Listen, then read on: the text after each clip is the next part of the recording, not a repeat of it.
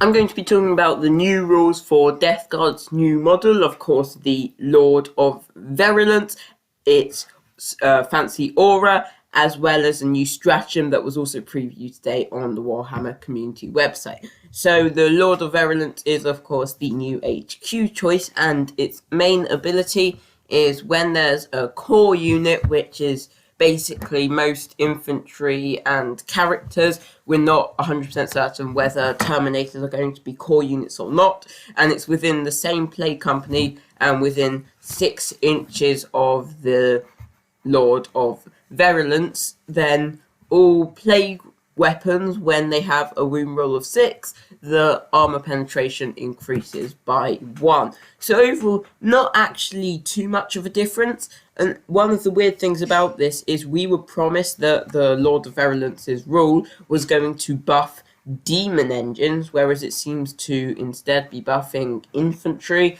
Rather weird. They obviously got that wrong when it was previewed a few months ago. However, again, it's not actually as good as I thought it would be. It's only a very slight buff to infantry because, of course, it has to be within 6 inches, and having a 1 in 6 chance to increase the armor penetration by 1 really isn't going to make too much of a difference in the grand scheme of things. So overall, although of course we haven't heard about what the Lord of Virulence's melee weapon is, because we know it's got that massive plague spewer, although it does still have what looked like a plague power fist of some description in its left hand, so hopefully that will redeem the Lord of Virulence, because this aura doesn't really seem to live up to the amount of points it is worth.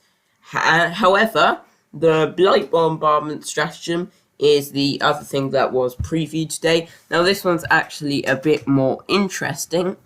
So basically, it costs 2 CP if your Warlord's the Lord of Virulence, otherwise it costs 3 CP, and as long as you still have your Warlord on the battlefield, you can basically pick any point in the battlefield at the start of your turn, and then at the start, it can be absolutely anywhere in the battlefield, so just put a marker there, and then at the start of your next turn, all units within 6 inches of that marker, they will roll the dice, and on a 2 to 6, they will suffer D3 mortal wounds. However, if it's an infantry unit, then you add 1 to the roll, and 7s do D6 mortal wounds instead of D3. So if it's an infantry, it's guaranteed to do at least D3 mortal wounds, whereas if it's a character, you subtract 1 from the roll, so it does the opposite. Now, as for how useful this is going to be, I mean, it's going to be relatively useful. Let's say you want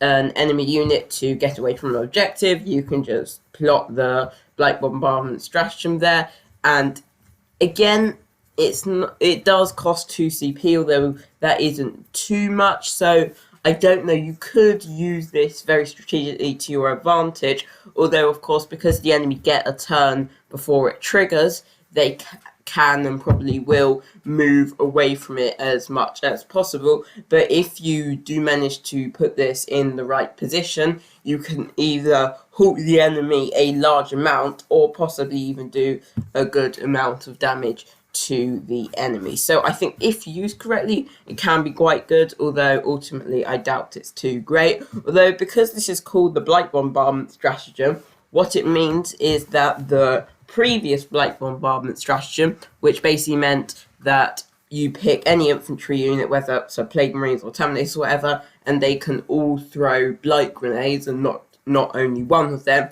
That stratagem has been removed, which is rather annoying because it was quite a useful stratagem, and particularly when combined with the Biologus Putrifier, it was